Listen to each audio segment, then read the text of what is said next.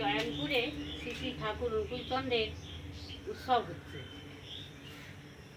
আর বছর গেছি, এই পিঁপে বীজ এনেছি, তুমি পকেটে করে আনলে না? পিঁপে খেয়েছিলে মনে আছে? পাকা পিঁপে, সেই বীজ করে জয়ন্তপুর মন্দিরে ঠাকুরের আশীর্বাদে এই যে এই পিঁপে গাছটা হয়েছে।